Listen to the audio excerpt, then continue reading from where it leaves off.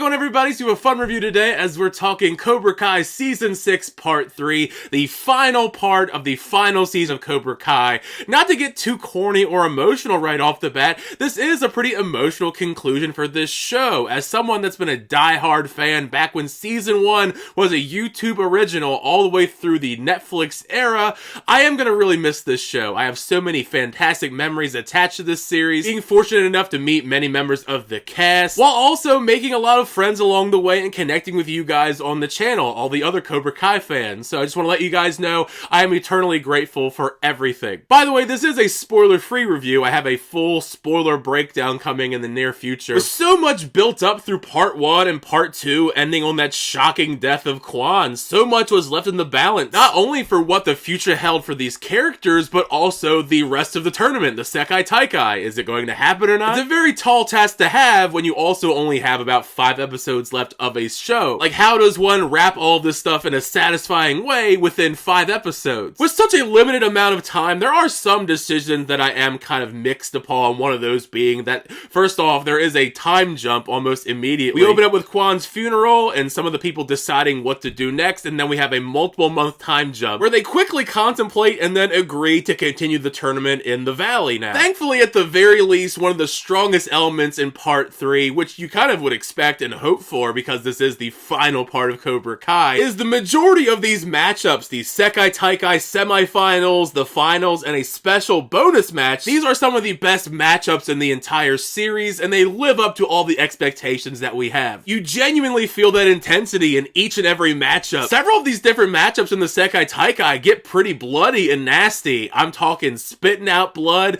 bones breaking, teeth getting knocked out of people's faces. As far as who I feel like had the best moments in Part 3 when it comes to the students, it will probably have to be Miguel, Tori, and also Robbie, who at this point has so much pressure put upon him in Part 3, given that he has to prepare for a rematch with Axel, who continues to be one of the most formidable fighters the show has had to offer. Nevertheless, Robbie getting more of the spotlight in Part 3, given that he has to train with all this assistance from Miguel, Hawk, and Dimitri to try and take down Axel and be prepared. Like you would expect, those doubts do start to creep in on Robbie, whether or not he can actually do this. So by the time we get that rematch in the semifinals between him and Axel, it was awesome to see Robbie persevere as best as he can in this matchup against him, even if personally I'm not overly fond of the results of their match. If you watched my review for Part 2 of Season 6, you would know that I touched upon the fact that Tori, as much as I like the character of Tori, she didn't really have much to do in Part 2, given that she was so isolated being in Cobra Kai, with no room to grow. But in Part 3, I think she does manage to flourish. Tori is able to finally open up significantly, realizing her true full potential, in part by allowing others to come into her life like Sam to assist her and be there for her like friends and family. The last fight that Tori has in Season 6 Part 3 is probably the best fight she's ever had. Speaking of Sam, it is kind of the polar opposite here. Sam,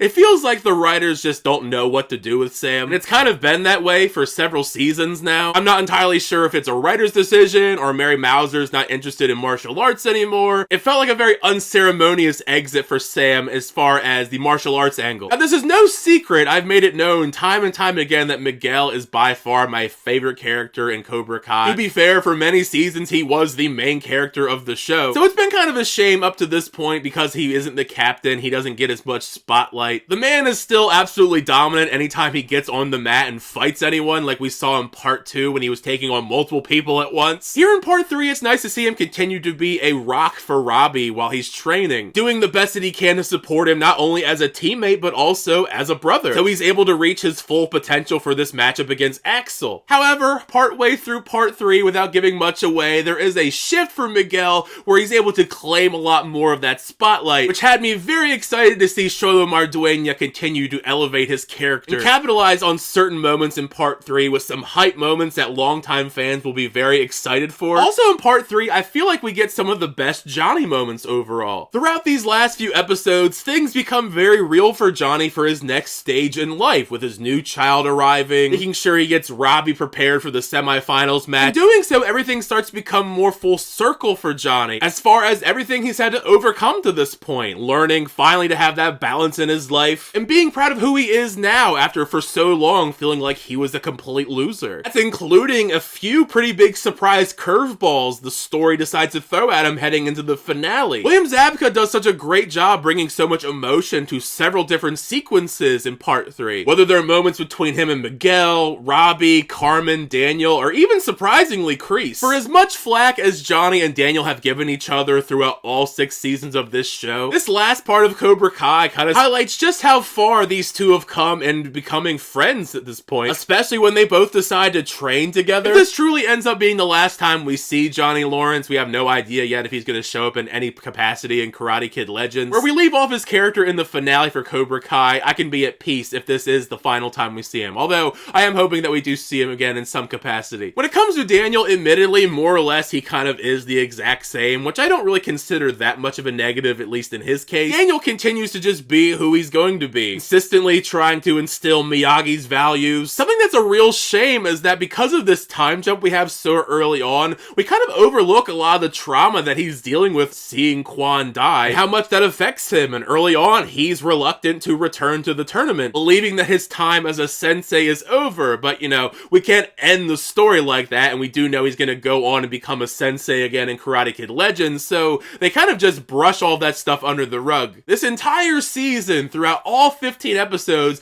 we've developed this big arc on Mr. Miyagi's secret life that Daniel's trying to uncover and deal with those emotions as he slowly pieces together that history of Mr. Miyagi's secret past, the entire truth that we get in part 3 behind Mr. Miyagi's backstory. I unfortunately found to be kind of underwhelming without giving anything away. If there's any character that I think is going to divide people the most in part 3, I think it's going to be where they decide to take Kreese's character. Like many of the different characters in the wake of Quan's death, Kreese in his own way is forced to reflect on all of his actions to this point, and all the different cutthroat philosophies he's instilled on students throughout the years. His reflection leads to a fascinating semi-redemption arc of sorts for Kreese that, albeit does have some pretty weird twists and turns in it, I think it is semi-satisfying. On the flip side, however, Terry Silver, all the way to the end of this show, continues to be an extremely fun, mustache-twirling, villainous presence. Regardless of what happens in the Sekai Taikai, his determination to take down Johnny and Daniel one last time, no matter what it takes, makes all these last few matches in the Sekai Taikai in the Valley all the more fun. Like in part 2, there is another confrontation between him and Kreese. This confrontation between the two of them in part 3 probably is the most insane, balls to the wall, out there thing Cobra Kai has ever done, and that's saying something. It kind of borders on the line of being overly ridiculous, but the conclusion of this for sure blew my mind. For as entertained as I was throughout part 3, one of those things I said before I was nervous about is you only had 5 episodes to wrap up everything at the tail end of part 2,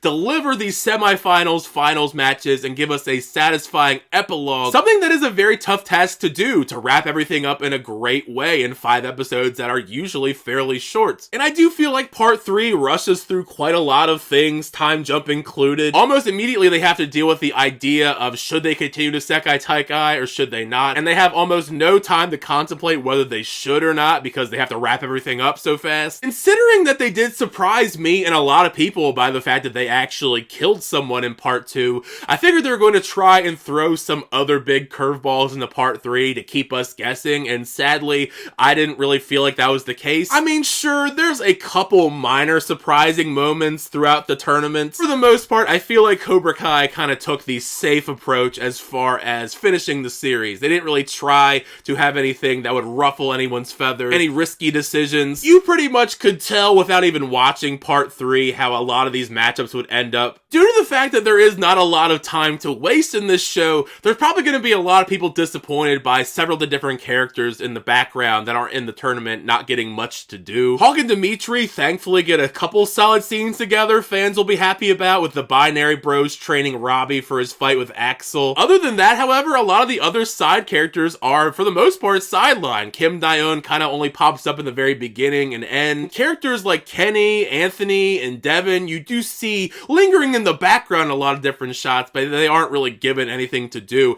I'm pretty sure, I'm not 100% certain, but throughout part 3, I don't think Kenny has one single line of dialogue. As far as series endings are concerned, I am grateful, even if it is predictable, that they didn't just ruin the ending. We've seen so many different shows get to the series finale and then just completely blow everything up, and it's the worst finale, and it kind of just ruins the entire experience of watching the show. Here with Cobra Kai, I believe the ending will be satisfying for the majority of audiences. This final section of episodes wraps up most of the loose ends in an effective fashion, with awesome, thrilling matchups in the Sekai Taikai, and pulls on your heartstrings for where several arcs for these characters conclude. It is a kind of ending that leaves us in a place where we definitely could revisit these characters in some shape or form, whether that be a spin-off, maybe we'll get an update in Karate Kid Legends. No matter what though, Cobra Kai has been such a fantastic experience following this show since the very beginning, and like I said at the beginning of the video, I'm incredibly grateful to the series and for all of you guys watching and talking with me about Cobra Kai all of these years on the channel. It's been such a blast. This isn't even the last video I'm making about Cobra Kai. I still have this video, some spoiler stuff, and maybe some type of ranking now that season 6 finally is complete. So stay tuned for all that coverage on the channel. And let me know down below though what you think of Cobra Kai season 6 part 3. Did you like this part? Did you not like this part? Do you feel like this was a satisfying conclusion for the show, or